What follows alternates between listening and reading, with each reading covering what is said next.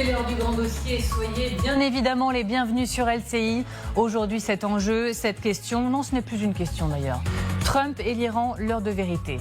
L'histoire est-elle en train de s'accélérer? À l'instant, la marine iranienne annonce un exercice la semaine prochaine dans le détroit d'Ormuz, dans la mer d'Oman. Exercice naval à tir réel. Comment va réagir le président américain? Parce qu'au moment où nous démarrons cette émission, eh bien, le président américain il est en train d'être briefé à la Maison-Blanche par le renseignement américain. L'heure de l'ultime décision est-elle venue? Dans 10 minutes environ, il doit réussir son conseil des ministres à lui.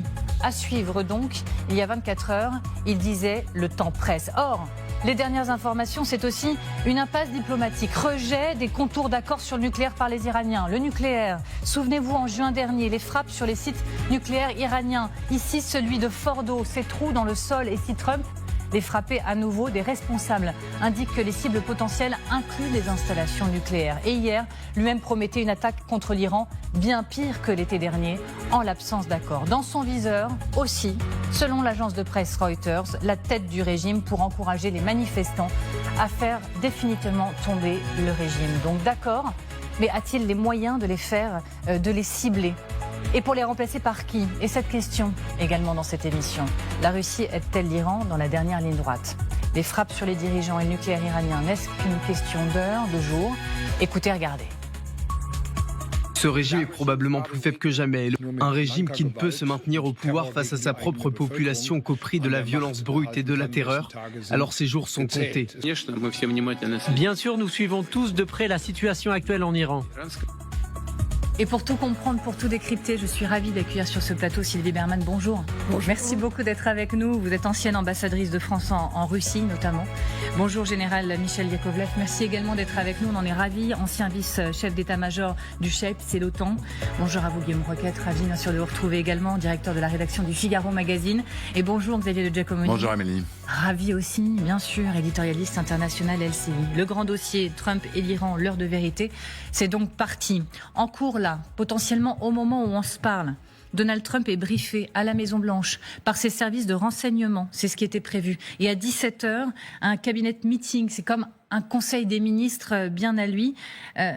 L'ultimatum potentiellement qu'il a mis sur la table face à l'Iran, est-il en train d'arriver à expiration?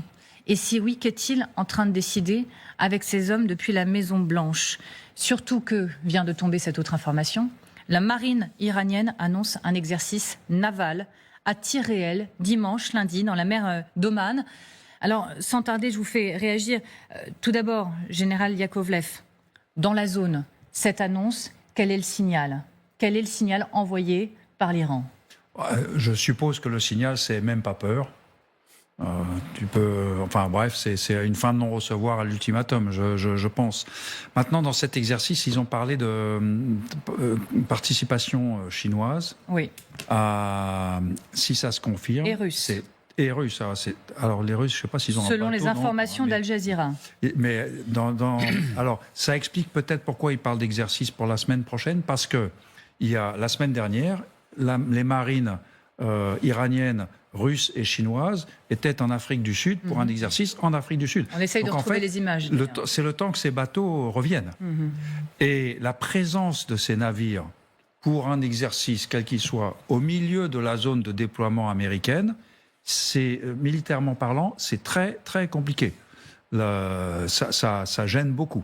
Et ensuite, ça met les Chinois, s'ils sont à portée du porte-avions, devant le porte-avions, sur sa trajectoire de cap de lancement d'avion, par exemple, c'est très ennuyeux.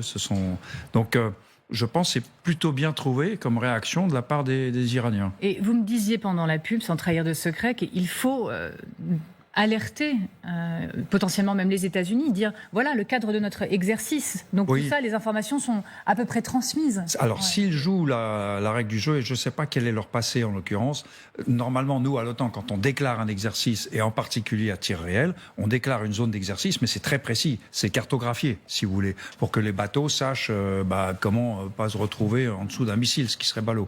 Donc là, est-ce qu'ils ont donné des éléments, des coordonnées, latitude, longitude de leur zone d'exercice? Pareil pour les Américains qui vont faire une zone d'exclusion pour les opérations du porte-avions. Mais ça, c'est du déclaratoire, c'est pas du droit international. C'est pas parce que vous avez décrété un exercice que vous exercez une souveraineté quelconque sur la zone d'exercice. Militairement parlant, et je vais me tourner vers la question diplomatique juste après, militairement parlant, ça peut être interprété comme une attaque par les Américains ? Alors, militairement parlant, non, mais comment on appelle ça, une gêne considérable. Si ces bateaux-là sont effectivement là et manœuvrent là exprès pour gêner le porte-avions, le groupe aéronaval, qui est quand même un gros truc, ça complique la vie des Américains. Ça va beaucoup les gêner, ça va beaucoup les énerver, ça c'est sûr. Alors Sylvie Bermann, une question après l'autre. Le volet diplomatique. Quel est le message diplomatique, cette fois, envoyé par l'Iran avec, donc, selon Al Jazeera, Russie et Chine avec ces exercices dans les prochains jours, dimanche, lundi? Bien, pour l'Iran, c'est de dire j'ai des alliés puissants. Et notamment la Chine. Alors, ils ont déjà fait des exercices. Bon, il y en avait effectivement au large de l'Afrique du Sud, mais je crois qu'ils en ont fait d'autres. L'Iran est membre de l'Organisation de la coopération de Shanghai, qui est plus ou moins dirigée par la Chine, avec la participation de la Russie. Les Chinois n'ont aucune envie de cette guerre, bien évidemment, parce que d'abord, ils n'aiment pas les troubles au commerce, et 90% du pétrole iranien va vers la Chine. Et de toute façon, les marchandises, le pétrole qui arrive en Chine passe dans cette région. Alors maintenant, effectivement, ça sera une gêne si c'est réalisé. Est-ce que Donald Trump ne va pas appeler Xi Jinping et peut-être Poutine pour leur dire de ne pas donner suite effectivement à cet exercice? Pardon pour la sait rien. Politique fiction, mais pardon, je vais quand même vous soumettre à l'exercice. Je le disais là, en ce moment même, en tout cas c'est les informations qu'on avait ce matin, Donald Trump, il est censé être briefé par ses équipes du renseignement, notamment sur la situation depuis la Maison-Blanche. Selon vous, comment reçoivent-ils cette information ? Donald Trump, ses équipes, à un si haut niveau de diplomatie, est-ce qu'ils sont en train de recevoir cette information en disant « Écoutez, ça y est, nous sommes en quelque sorte attaqués » ? Attaquer, non. Mais en fait, c'est un obstacle qui est mis à des frappes éventuelles de la part des États-Unis. Ce qu'on sait et ce que savent les Américains, c'est que tous les alliés de la région, enfin les alliés des États-Unis, ne sont pas favorables à ça. D'une part parce qu'ils n'ont pas envie de chaos en Iran. Ils n'ont pas envie non plus d'un Iran qui devient une grande puissance. Les Chinois et les Russes, encore une fois, sont très proches de Téhéran. Donc je pense que Donald Trump est furieux, mais c'est pas une attaque de la part de ces trois pays. Cela dit, c'est à balles réelles, donc c'est sérieux. Justement, tir réel prévu. On peut parler d'exercice, on l'a fait souvent sur ce plateau. À tir réel prévu, à quel point est-ce exceptionnel ? On ne laisse pas. Et qu'est-ce que ça veut dire concrètement en termes d'exercice ? C'est pas exceptionnel, ils l'ont déjà fait, mais c'est rare.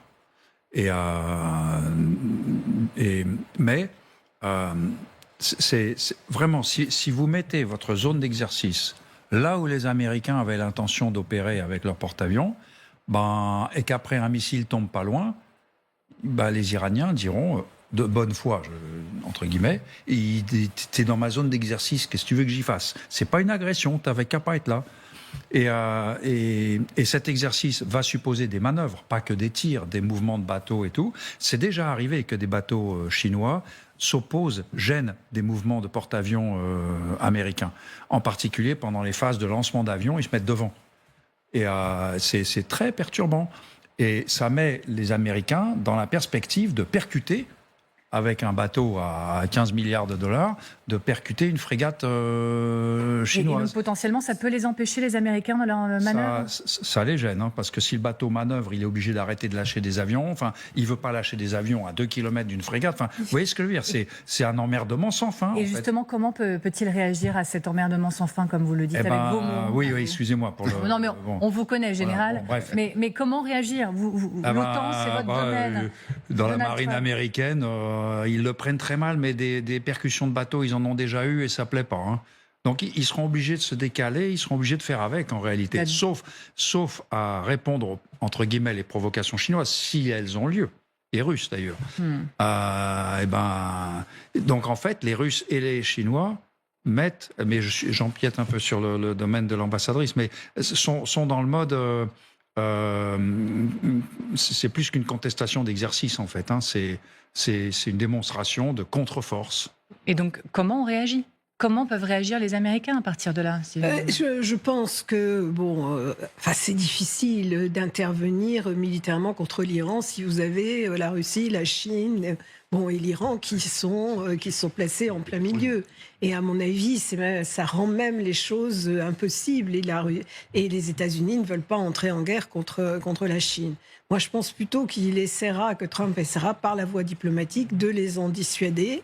Maintenant, on ne sait rien à ce stade des décisions réelles de Donald Trump sur sa volonté. Là, effectivement, il est allé très loin, donc c'est difficile de reculer totalement, mais il est conscient des dangers pour les Américains, contre les bases américaines, et éventuellement aussi contre Israël. Et les États-Unis ont une doctrine qui est la doctrine zéro mort. C'est-à-dire on bombarde, mais on ne veut pas risquer de morts américains.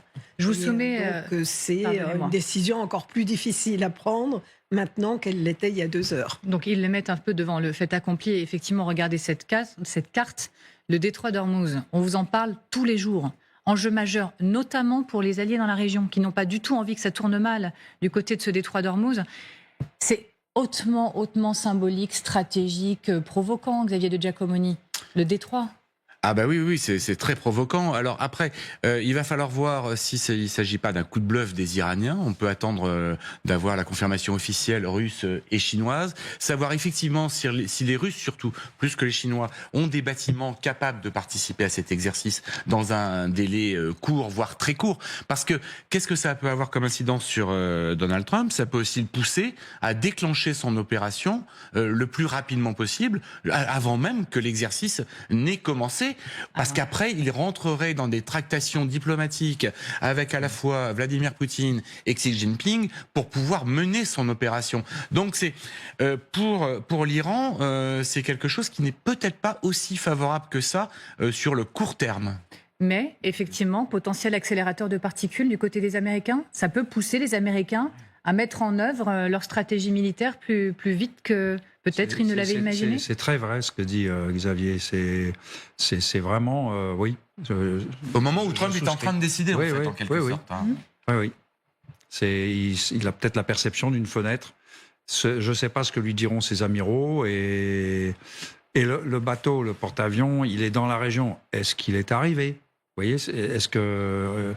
voilà. Mais on le dit depuis des années maintenant, en matière de guerre, dans la guerre, il y a la guerre de communication. L'annoncer potentiellement au moment où il y a un conseil des ministres à la Maison-Blanche qui s'annonce, au moment où il est briefé, c'est potentiellement volontaire dans cette guerre de psychologie. Ah oui. Non, mais bien sûr c'est volontaire, mais c'est vrai que ça joue dans les deux sens. Soit effectivement c'est un risque supplémentaire par les Américains et qui n'ont surtout pas envie d'entrer en guerre, évidemment, contre les Chinois. Et à défaut d'entrer en guerre, de risquer une bavure qui risque de déclencher une riposte. Et dans l'autre sens, effectivement, il peut peut-être se dire on va le faire avant qu'il n'arrive. Guillaume Roquette. Oui, tout dépend effectivement et ça, on n'a pas tous les éléments du degré de préparation des Américains. On sait par exemple que leur porte-avions Abraham Lincoln est dans la région, mais on ne sait pas exactement où il est parce que les Américains ne le disent pas. De la même façon, on a vu qu'il y avait des rotations de fret militaires extrêmement importantes sur leur base d'Al Udeid au Qatar, qui est le quartier général des forces américaines dans la région, donc d'où ils pourraient lancer une offensive. Mais est-ce qu'ils sont prêts? Est-ce qu'ils ont suffisamment d'avions? Est-ce qu'ils ont suffisamment de missiles, de bombes? A priori, selon ce que disait Donald Trump, l'objectif c'est de frapper des installations nucléaires iraniennes. Ça veut dire des bombes extrêmement puissantes parce que les systèmes sont enterrés. On l'a bien vu en juin dernier. Donc c'est très difficile à savoir s'ils sont prêts ou non. Est-ce qu'ils peuvent appuyer sur le bouton maintenant? Maintenant. Et les cibles nucléaires, on va en parler justement en deuxième partie d'émission dans quelques instants. Mais je ne tarde pas trop avant de rejoindre Téhéran et de rejoindre plus précisément Siavosh Ghazi. Merci beaucoup d'être avec nous. Vous êtes correspondant pour France 24 et RFI à Téhéran. Merci Siavosh d'être avec nous. Je m'arrête sur cette information qui est tombée juste avant que nous prenions l'antenne. Est-ce que l'information circule chez vous en Iran concernant cet exercice? Non, j'ai regardé les différents sites d'information en persan, mais aussi le site d'information de la chaîne Press TV. Et cette information n'a pas été diffusée par les médias iraniens. tout comme par exemple des manœuvres communes avec la Chine et la Russie en mer d'Oman. Pour l'instant, il n'y a pas d'informations qui puissent confirmer ces deux informations ou c'est donné par Al Jazeera ou une chaîne de télévision persan basée à l'étranger. Merci Siavash. Je poursuis avec vous parce que c'est vraiment tellement précieux de vous avoir depuis les rues de Téhéran en direct. Siavash, est-ce qu'on peut imaginer un instant le régime renoncer à l'enrichissement d'uranium? Il a basé, on le sait, une grande partie de sa puissance ou presque sur ce point. Absolument. C'est jusqu'à maintenant, en l'état actuel des choses, ça a toujours été un niet de la part de Téhéran. Pas question de renoncer à l'enrichissement d'uranium. En revanche, selon les différentes déclarations qu'on a pu voir ces derniers mois, l'Iran serait prêt de réduire le niveau de son enrichissement, par exemple à moins de 20% pendant une période donnée pour satisfaire les demandes des pays occidentaux, mais pas question, en revanche, d'arrêter totalement le programme d'enrichissement d'uranium. C'est jusqu'à maintenant la position exprimée par Téhéran. De même, par exemple, sur les stocks d'uranium enrichi, que les Américains demandent qu'ils soient transférés à l'extérieur, tout comme par exemple les pays européens. Là encore, il y a une certaine souplesse de la part des Iraniens en disant que s'il y a un accord sur le programme nucléaire et que les sanctions sont levées, l'Iran serait prêt d'envoyer à l'étranger, de transférer à l'étranger le stock d'uranium à 50%, mais aussi le stock d'uranium à 20%. Donc ça, c'est quelque chose que les autorités iraniennes envisagent, mais pas question d'envoyer tout le stock d'uranium que l'Iran a produit depuis maintenant plusieurs années. C'est-à-dire près de 10 tonnes. Pas question de tout envoyer à l'étranger, mais on peut limiter le niveau des stocks d'uranium que l'Iran dispose. Alors, Siavash Ghazi, on a appris également cet après-midi que le maire de Téhéran annonce que les parkings souterrains, mais également les stations de métro de toute la ville seront transformées, je cite, en abris de guerre en cas de reprise des hostilités avec Israël ou encore les États-Unis. Siavash, les Iraniens accélèrent-ils effectivement, le voyez-vous, autour de vous, leurs préparatifs face à une éventuelle frappe américaine? Et pensez-vous que le pouvoir iranien, de son côté, prépare la riposte? Ce qui est certain, c'est que le pouvoir prépare la riposte. Ça a été dit, répété à plusieurs reprises ces derniers jours. Donc, l'Iran va riposter. Aujourd'hui encore, ce matin, les médias ont annoncé que l'armée iranienne avait reçu 1000 drones d'attaque qualifiés de stratégiques, donc des drones qui ont une portée de plusieurs centaines de kilomètres, peut-être plus de 1000 kilomètres. Mais en ce qui concerne les déclarations du maire de Téhéran, en fait, il n'y a pas de préparatif. C'est-à-dire que à Téhéran, il y a une dizaine ou une quinzaine de lignes de métro qui peuvent être utilisées comme abri. Mais jusqu'à maintenant, il n'y a pas de construction d'abris ailleurs que dans ces métros ou même des parkings. Les parkings sont des parkings. Il n'y a pas de parking, pas tellement de parkings souterrains. Il y a des parkings en surface, mais pas de parking, énormément de parking. La capitale iranienne compte une population de 10 millions d'habitants et donc c'est très difficile d'abriter toute cette population-là, même s'il y a 15 lignes de métro. Merci beaucoup Siavash Ghazi. Je vois que vous n'êtes plus tout à fait seul devant votre caméra, donc je vais vous permettre de vous mettre peut-être un tout petit peu à l'écart. Merci beaucoup Siavash Ghazi d'avoir été avec nous depuis les rues de Téhéran, correspondant France 24 et RFI sur place. Georges Malbruno, je vous en prie, soyez le bienvenu sur ce plateau et merci d'avoir accepté notre invitation. Vous êtes grand reporter au Figaro et spécialiste du Moyen-Orient. Alors l'information, la première que je vous soumets bien évidemment, c'est celle qui vient de tomber juste avant de commencer l'émission. Bonjour à vous. Bonjour. C'est cet exercice annoncé par la marine iranienne conjointement avec les Chinois et les Russes dimanche, lundi, exercice à tir réel prévu. L'analyse du message selon vous? C'est de dire aux Américains que l'Iran se prépare, l'Iran ripostera, l'Iran engage ses alliés, et donc voilà, c'est ce genre de message, sachant que la voie diplomatique n'est pas épuisée. Donc voilà, après Après, on a eu ces derniers jours, un peu à l'image d'ailleurs des messages américains, les Iraniens qui ont soufflé le chaud et le froid. Vous avez eu Arakchi, le ministre des Affaires étrangères, qui a dit qu'ils avaient le doigt sur la gâchette, donc on y est là, mais qu'en même temps, ils étaient prêts à négocier un accord juste, etc. Simplement, donc voilà, on est un peu dans la guerre des mots, là, avec en plus un renforcement effectivement des dispositifs de part et d'autre. Mais il me semble difficile aujourd'hui d'envisager la voie diplomatique par des négociations, parce qu'on connaît les termes des négociations. Witkoff, Trump les a exposés, c'est-à-dire il faut que l'Iran renonce au nucléaire, renonce à l'enrichissement, transfère ses 400 kilos d'uranium enrichi, et qu'en plus il imite ses missiles balistiques. Et donc, si vous voulez, compte tenu de la psychologie de celui qui dirige l'Iran, du guide suprême Ali Khamenei, qui a 86 ans, qui a déjà joué le jeu, les Américains, en 2001, en 2015, et qui à chaque fois s'est retrouvé, je dirais, berné. Je pense pas que pour lui, il y a une option vraiment diplomatique. Donc après, est-ce qu'il ne joue pas effectivement une option militaire, sachant que on ne sait pas non plus quel est l'objectif de guerre de Donald Trump.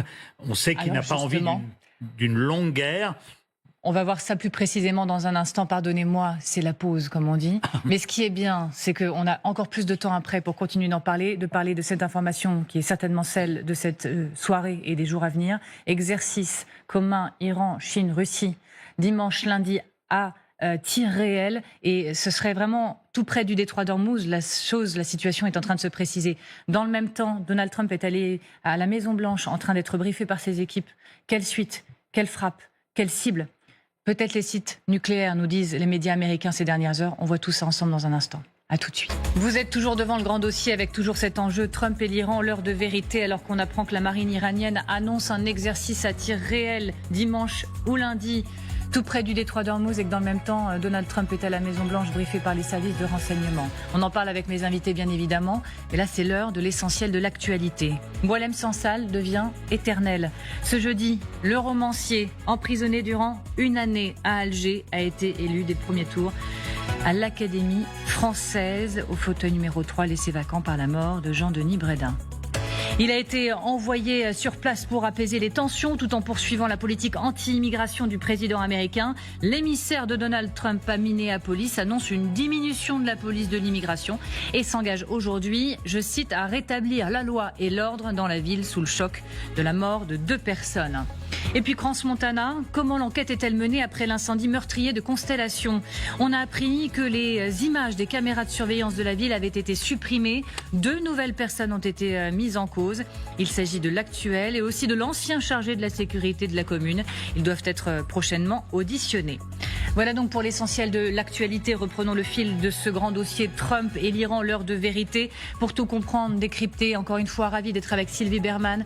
Merci beaucoup Georges Malbruno d'avoir accepté notre invitation. Guillaume Roquette toujours, le général Yakovlev, et merci également à Xavier de Giacomoni. Les toutes dernières informations, c'est donc cet exercice annoncé juste avant le début de l'émission.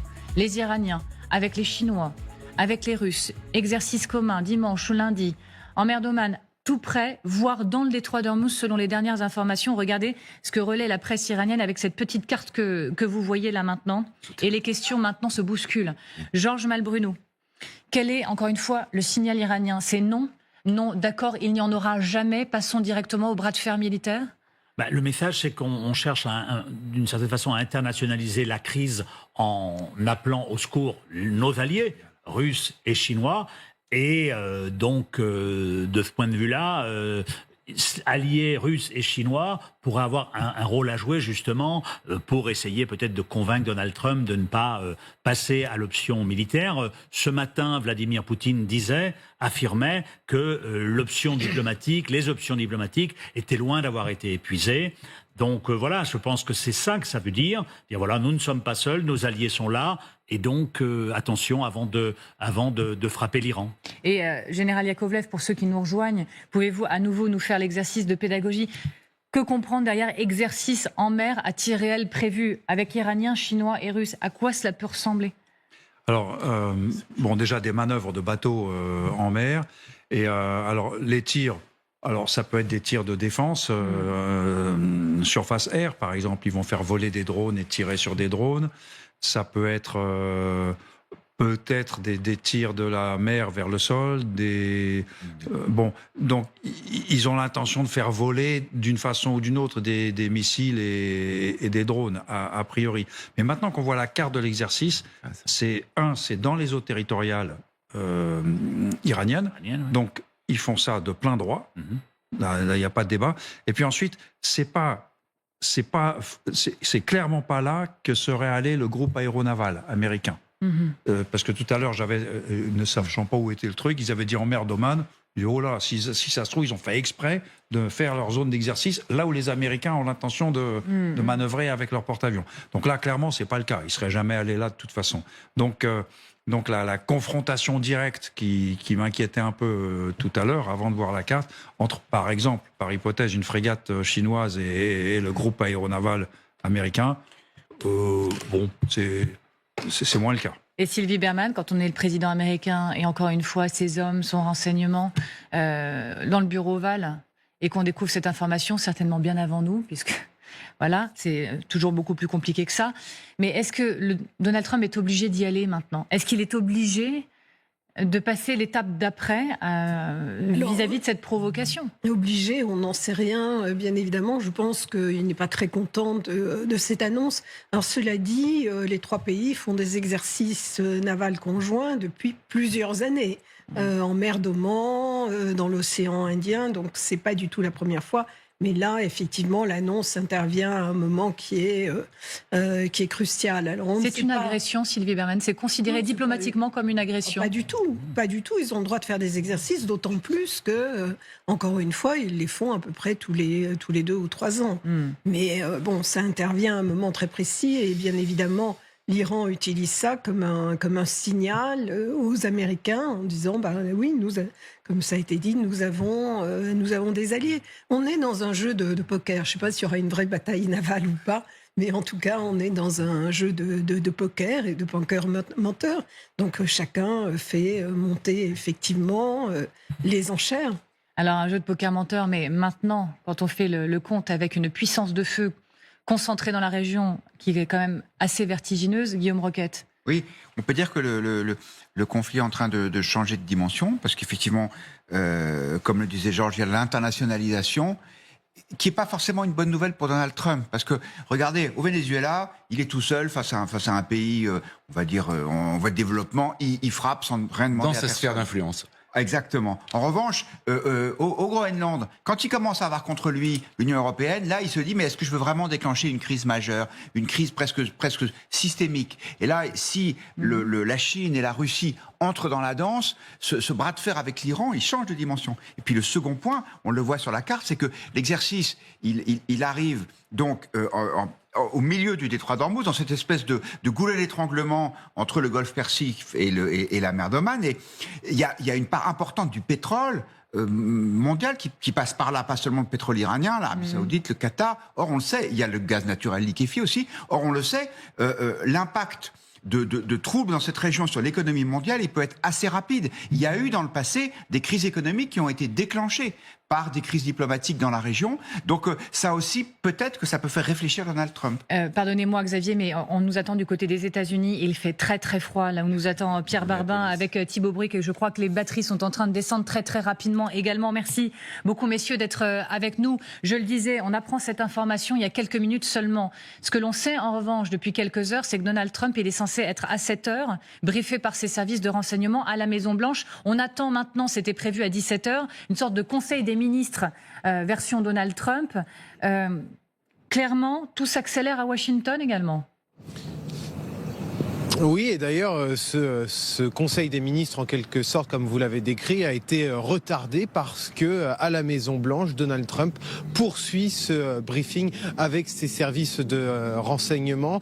Sa réunion de cabinet devait commencer à 11h. Elle n'a toujours pas commencé à Washington. En parallèle, on apprend ce matin, via les médias américains, que le président envisage désormais une frappe majeure contre l'Iran, notamment suite à l'échec des discussions discussions préliminaires entre Téhéran et Washington. Selon certaines sources, les discussions ont rapidement bloqué sur 2 sujets sensibles, la limitation du programme nucléaire iranien et la production de missiles balistiques. En fait, ces frappes pourraient viser, on l'apprend notamment donc toujours via les médias américains, elles pourraient frapper directement les dirigeants iraniens, mais aussi des infrastructures nucléaires ou encore des sites gouvernementaux. Voilà ce que l'on sait pour le moment. Ce qui est important de préciser et ce qu'il faut savoir, c'est que selon l'agenda officiel de la Maison-Blanche, eh bien, Donald Trump tiendra une conférence de presse, en tout cas fera une annonce directement depuis le bureau ovale. Ce sera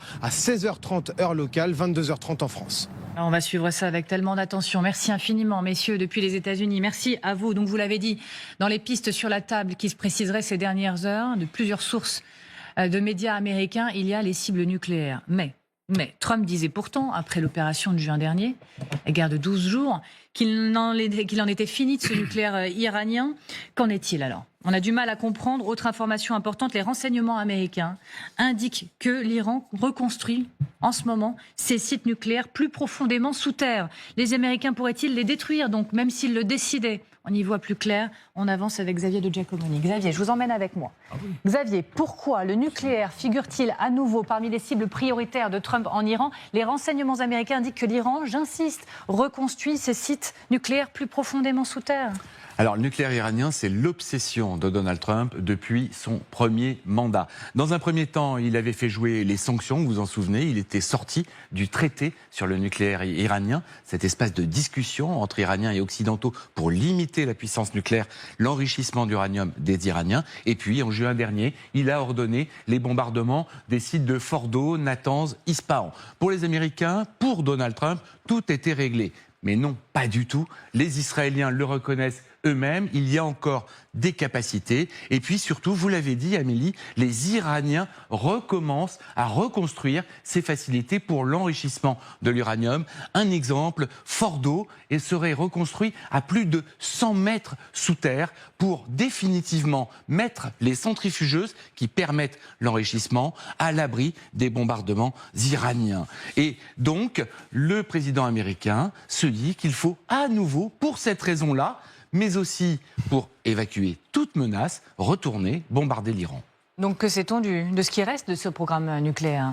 Alors justement, ça c'est toute la difficulté. On sait qu'il y a eu énormément de dégâts. On sait que le programme a été retardé. Mais je vous le disais, même les Israéliens, les experts israéliens admettent qu'il n'est pas annihilé, qu'il peut redémarrer. Des scientifiques ont été tués, des sites comme celui-ci, Fordo, justement, on voit les trous d'entrée des GBU-57, les bombes qui ont frappé le site, ont retardé le programme, mais ne l'ont pas interrompu totalement. Et puis, souvenez-vous, il y a cette question, que sont devenus les 400 et quelques kilos, 408 a priori, kilos d'uranium enrichi à plus de 60%, qui permettent très rapidement de faire plusieurs bombes nucléaires que les Iraniens avaient réussi à enrichir. On sait que des camions ont été vus aux alentours de Fordo. Est-ce que voilà, on voit cette file de camions, photo prise le 19 juin, qui aurait pu évacuer. C'est pas facile, hein, parce que c'est sous forme gazeuse, c'est pas facile à manipuler. Mais que sont-ils devenus ? Les Iraniens disent qu'ils ont été enterrés dans les bombardements. Les services américains et surtout israéliens en sont beaucoup moins sûrs. Merci beaucoup Xavier. Donc Donald Trump disait qu'il avait détruit le nucléaire iranien. On regarde encore une fois ces images à l'issue de l'opération de juin dernier. Georges Malbruno, je me tourne vers vous, bien évidemment. Il avait annoncé, je cite, l'oblitération du nucléaire iranien. Il reconnaît qu'il n'en est rien s'il le cible à nouveau. On le sait déjà depuis un certain temps, y compris les Israéliens qui l'ont reconnu. Mais ce qu'on sait aussi, c'est que, comme ça a été dit, il y a un certain nombre de sites qui ont été reconstruits, en particulier un site qui est à Parchin, à une trentaine de kilomètres à l'est de Téhéran, et où il y a eu effectivement une reconstruction. Et ça fait partie des cibles qui pourraient être frappées par Donald Trump. Mais encore une fois, ce seraient des frappes, je pense, symboliques, parce que vous avez dit qu'en juin, Israël a quand même, pendant 12 jours, bombardé des sites nucléaires. Les États-Unis, à la fin, ont frappé Fordo. Pour quel résultat, etc. Donc, quel est le but de guerre de Donald Trump ? Est-ce que toute cette armada, ça n'est pas pour... alors, une frappe décisive, Une frappe décisive, une frappe majeure, comme on a dit aux États-Unis, ça veut dire quoi? Ça veut dire une frappe qui permettrait peut-être au régime de trembler et aux manifestants de reprendre le chemin de la contestation, parce qu'aujourd'hui, elle n'existe plus. Ça peut être aussi une frappe sur le guide suprême. Parce que dans cette situation de blocage dans laquelle on est depuis longtemps, je veux dire, il y a un homme qui incarne ce blocage, c'est le guide suprême Ali Khamenei, et les États-Unis le savent. Ils savent aussi qu'autour de lui, il y a des gens qui se demandent si cette politique jusqu'au boutiste, cet entêtement, eh bien, ne va pas conduire à la perte du régime, comme il y a eu Saddam Hussein, comme il y a eu Bachar el-Assad, etc. Donc, je pense que la seule issue, je dirais, dans l'optique de Trump, qui veut une guerre rapide avec un trophée, ce serait effectivement d'étêter le régime, d'éliminer le guide suprême, de manière à secouer un petit peu la République islamique et dire voilà, maintenant, il faut peut-être passer aux négociations. Des négociations avec le guide aujourd'hui sont impossibles. Sans lui, elles pourraient peut-être le devenir. Général Yakovlev, on imagine qu'une telle opération serait éminemment compliquée. En juin, ils ont eu du mal à aller au bout et regardez comme on en doute encore aujourd'hui, de fait. Oui, je crois ce que une étude américaine d'il y a quelques années, du temps d'Obama, était arrivée à la conclusion qu'il n'y a pas de solution militaire pour arrêter le programme nucléaire iranien. Et ils avaient déjà cette bombe à l'époque. Donc, et compte tenu de l'armada américaine mise en place, quelle opération quelle marge de manœuvre cela laisse aux Américains dans ce domaine-là? Que pourraient-ils faire, viser, cibler, avec quelle réussite? Déjà, s'ils veulent frapper des choses en profondeur, paradoxalement, c'est pas le porte-avions qui va le porter, c'est les B-2 de Diego Garcia, ceux qui avaient fait l'opération la dernière fois, où les avions venant des États-Unis, avec des vols de, je sais plus combien, 27 heures, je crois. 18 heures, 36 allers-retour. Voilà, donc ça... Spécifiquement, ces cibles-là, voilà. Maintenant, des cibles, entre guillemets, contre le régime, qu'évoquait M. Malbruno, c'est possible. Ils peuvent frapper à gauche, à droite, mais... Il faut frapper la tête. Il faut frapper la tête comme il faut frapper la tête, il faut savoir où elle est. Et surtout, est-ce que ça déclencherait l'évolution politique qu'ils amènent de leur vœu? Moi, je sais pas. Maintenant, si Trump y arrive, je dirais tant mieux pour lui, mais à titre personnel, j'y crois pas. Diplomatiquement, militairement aussi, Sylvie Bermann, c'est beaucoup plus compliqué à gérer. Guillaume le disait tout à l'heure, que le Venezuela, parce que c'est pas un homme, pas seul, mais presque en son palais. C'est un régime extrêmement complexe avec des hommes qui détiennent les clés du nucléaire et un nucléaire qui serait potentiellement disséminé aux quatre coins d'un pays. Oui, non, absolument, parce qu'effectivement, le régime, c'est aussi les gardiens de la révolution qui ont mis le pays complètement en coupe réglée, y compris sur le plan économique, et qui bénéficient des sanctions. Donc, est-ce qu'ils abandonneront le guide suprême? C'est quand même une question. C'est plutôt vous, effectivement, qui avez, Georges Malbruno, qui avait la réponse à cela. Maintenant, la négociation sur le nucléaire, c'est maximaliste ce que demande Donald Trump, parce que renoncer au nucléaire et même au nucléaire civil, en fait, c'est même pas légal en droit international. Et à l'époque, d'ailleurs, les Russes avaient aidé pour la centrale de Bushehr, qui est une centrale civile. Alors, Donald Trump s'est mis dans cette situation lui-même, en dénonçant un accord qu'on appelait le JCPOA, qui fonctionnait plutôt bien. Il a dit, parce que c'était Obama qui l'avait signé, qu'il n'avait jamais vu un aussi mauvais accord. Mais qu'est-ce qu'il obtiendrait de plus cette fois-ci? Ce qui l'intéressait, bon, maintenant, il demande effectivement l'élimination totale du nucléaire. Et il demande également l'annihilation du programme balistique. Mais ça, c'est ce que les négociateurs de cet accord de 2015 avaient essayé d'obtenir absolument sans succès pendant des années. Mais la pression est telle que peut-être, effectivement, il peut y avoir un accord à minima sur le nucléaire. Allez-y, Guillaume Roquette. Oui, moi, ce qui me surprend... ou ce qui me frappe plutôt, c'est le changement dans l'évolution du discours de Donald Trump, qui d'abord disait « si vous continuez à réprimer, je vais intervenir ». Et maintenant, il dit, si on n'arrive pas à un accord sur le nucléaire, je vais intervenir.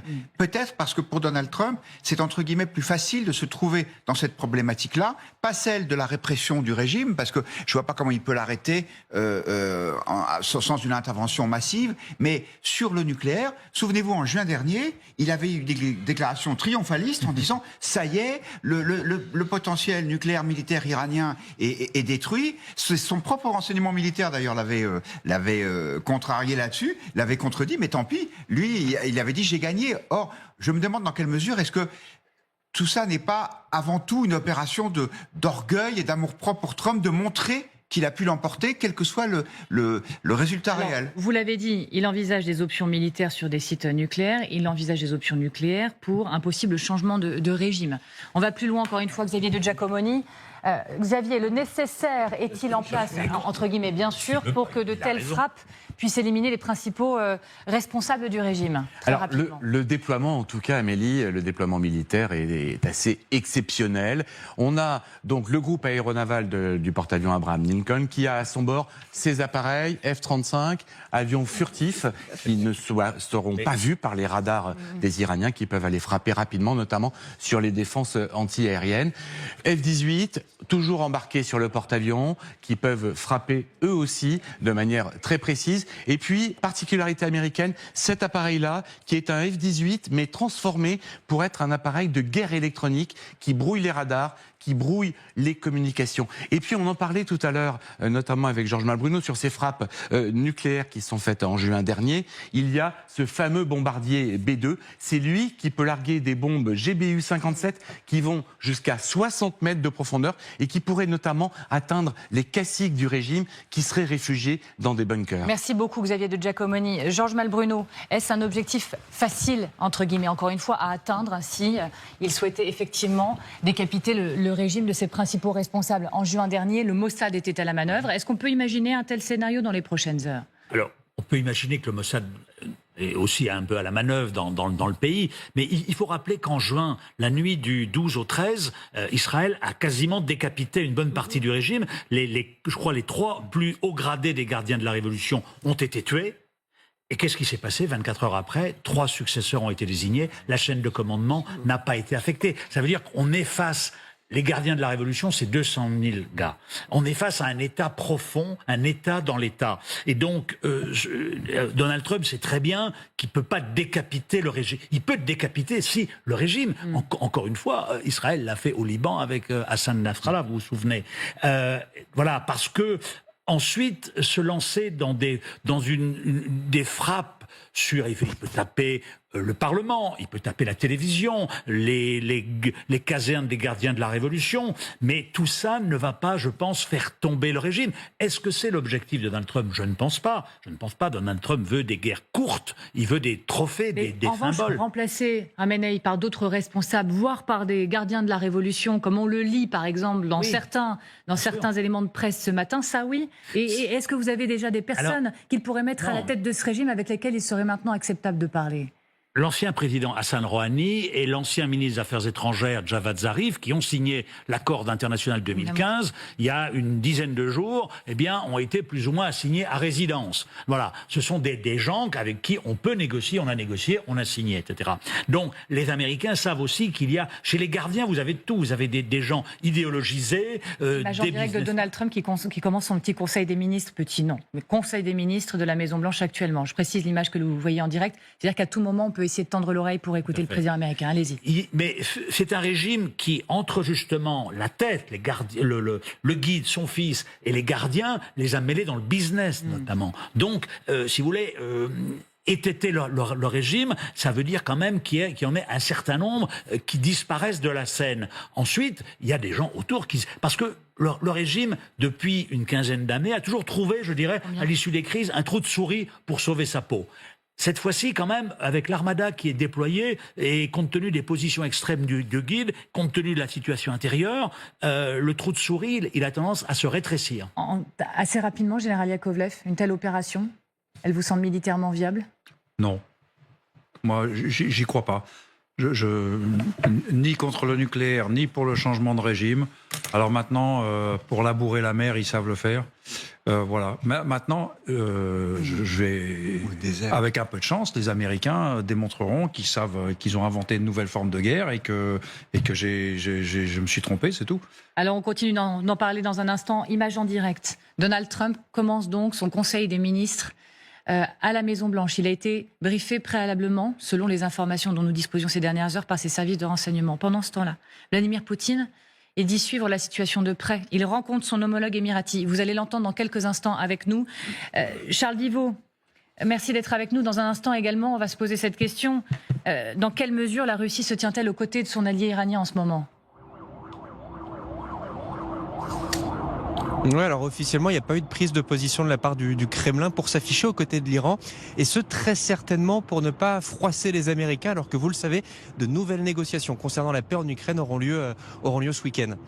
Le grand dossier se poursuit, toujours cet enjeu Trump et l'Iran, l'heure de vérité. En effet, regardez, Donald Trump, il est en ce moment à la Maison-Blanche, une sorte de conseil des ministres, si je devais résumer, depuis la Maison-Blanche. Et avant cela, c'est ce qu'on nous disait ces dernières heures, il devait être briefé par ses équipes, par le renseignement américain. Est-il en train de prendre la décision face à l'Iran, alors qu'on apprend, quelques minutes avant le début de cette émission, que l'Iran va mettre en place des exercices conjoints avec la Russie, avec la Chine, tout près du détroit d'Ormuz, mer d'Oman, dimanche ou lundi, et le tout à tir réel.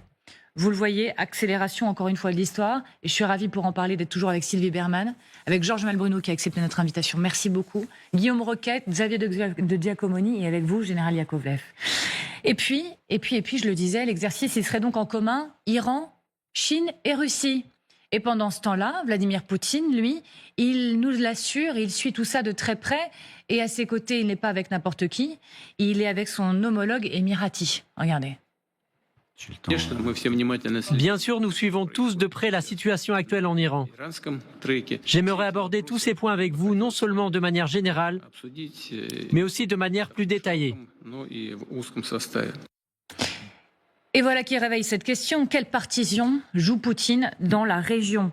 Redoute-t-il une attaque contre son allié ? Et s'il y a frappe, sera-t-il aux côtés de Téhéran ? Charles Divot, merci beaucoup d'être avec nous en direct de Moscou. La Russie se tient-elle particulièrement aux côtés de l'Iran ces dernières heures, ces derniers jours ? Alors officiellement, il n'y a pas eu une prise de position de la part du Kremlin pour s'afficher aux côtés de l'Iran, mais oui, historiquement, les deux pays, c'est connu, ce sont des alliés. Voilà pourquoi, vous l'avez entendu, Vladimir Poutine dit suivre la situation de très près. Mais en réalité, ce sont toutes les autorités russes qui suivent la situation iranienne de très très près. Aujourd'hui, Dmitri Peskov, porte-parole du Kremlin, a voulu faire part de son inquiétude et a appelé tous les pays à négocier. Et ce, pourquoi ? Parce qu'il y a beaucoup de ressortissants russes qui habitent actuellement en Iran.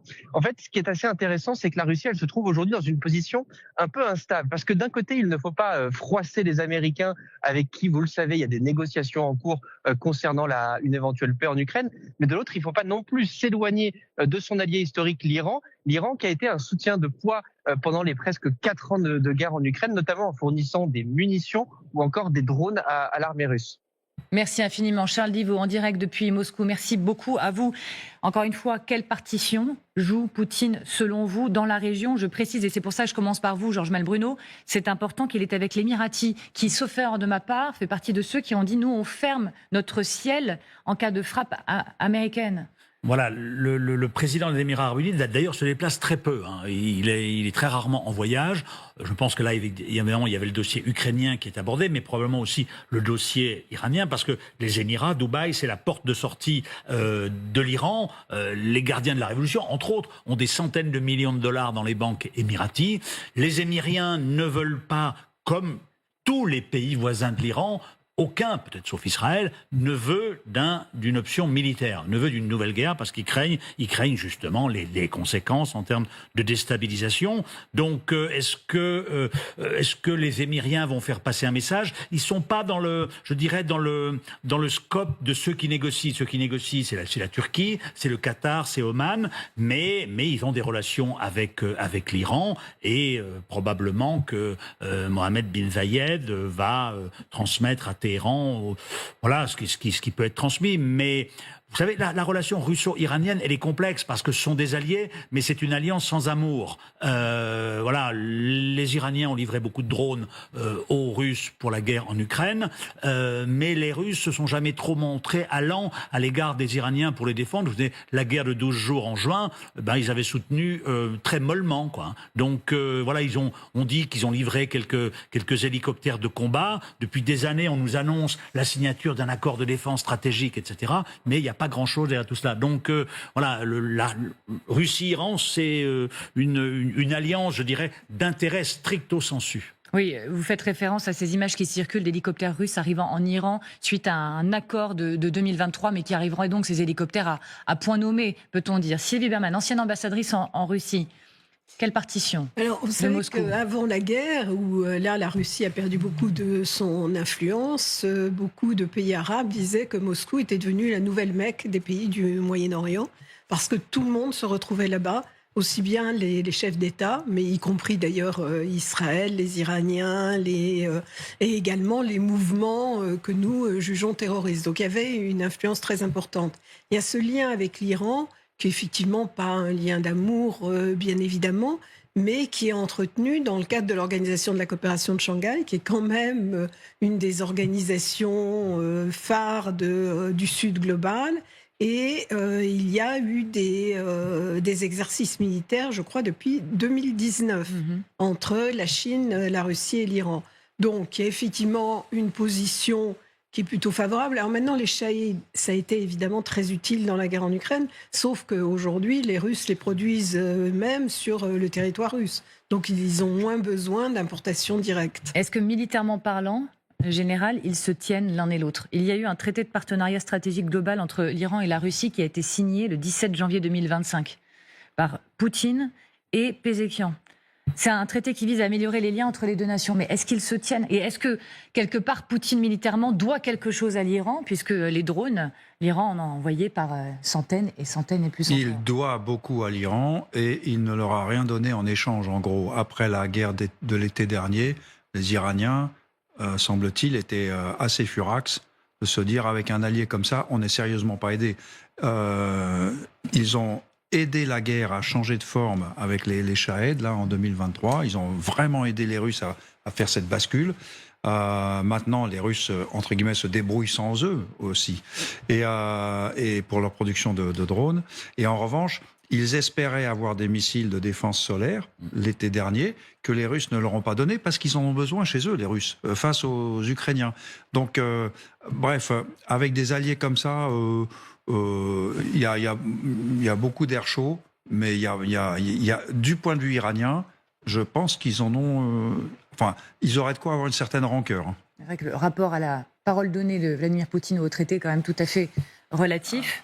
Guillaume Roquette. Oui, et puis Michel Yakovlev faisait allusion à la guerre en Ukraine. Il y a effectivement ce volet militaire qui font que les Russes n'ont sans doute pas beaucoup de moyens à détourner du conflit avec l'Ukraine. Et puis il y a aussi le face-à-face avec les États-Unis. Les Russes, aujourd'hui, Poutine a besoin de Trump pour essayer de terminer la guerre en Ukraine dans des conditions qui lui seraient le plus favorables possible. Je rappelle ce préaccord qui existait et qui en gros donnait tout le Donbass à la Russie. Est-ce que ce serait très intelligent aujourd'hui pour Poutine d'apparaître comme étant l'adversaire frontal de Trump au Moyen-Orient en se portant aux côtés des Iraniens? J'en suis pas certain. Donc, à mon avis, c'est un élément de plus qui doit inciter le Kremlin à la prudence. Mais est-ce que de toute façon, il faut regarder du côté de la Chine, Georges Malbruno? Est-ce que le meilleur allié, stratégiquement, diplomatiquement et même militairement parlant, à l'heure où on se parle, ce sont les Chinois qui sont annoncés, selon certains médias, également dans l'exercice commun? Non, les Chinois prélèvent l'essentiel du pétrole iranien. Non, ça d'ailleurs sont demandé profiter de la faiblesse de l'Iran pour demander des discounts. Et les Chinois sont sous pression de Donald Trump pour ne pas en prélever. Et les Chinois sont dans une relation triangulaire justement avec leur allié iranien, avec lequel effectivement ils ont renforcé leur position depuis la rupture du JCPOA parce qu'il fallait remplacer les Européens et autres. Mais c'est pareil. Là, la relation, elle est assez ambiguë et ça n'est pas une relation une alliance extrêmement solide. Simplement, c'est une alliance purement commerciale, mais ce ne sont pas les Chinois qui vont venir au secours des Iraniens militairement, je pense. Sylvie Bermann, non, mais de toute ancienne ambassadrice en Chine également, je précise. Oui. Non, c'est pas la pratique des Chinois. Ils vont pas engager le feu avec les Américains. Donc cet exercice aura lieu ou il n'aura pas lieu. Bon, je n'en sais rien, ça a été annoncé par les Iraniens, mais en tout cas, il n'y aura pas d'engagement militaire. Oui, Xavier ? Oui. La Russie, la Chine aussi d'ailleurs dans une moindre mesure, mais elle ne le voulait pas, aurait pu aider l'Iran depuis longtemps, notamment en reconstituant son aviation de chasse. Aujourd'hui, l'Iran n'a pas d'avion. Elle a des vieux F-4 américains, des vieux F-14, des vieux MiG-29. Elle ne peut absolument pas se défendre dans les airs. Le plus simple, à la fois pour Moscou et pour Pékin, s'ils avaient voulu vraiment l'aider depuis une dizaine d'années, c'était de lui fournir ces avions qui existent dans ces deux pays. Merci Xavier de Giacomoni. Merci infiniment Général Yakovlev. Merci à vous Georges Malbruno. Merci beaucoup Sylvie Berman. Merci Guillaume Roquette et merci à vous de nous suivre chaque jour. Bien sûr, nous reviendrons sur LCI sur cette information des exercices iraniens qui sont annoncés à tir réel dimanche ou lundi alors que Donald Trump s'exprime depuis la Maison-Blanche en ce moment même.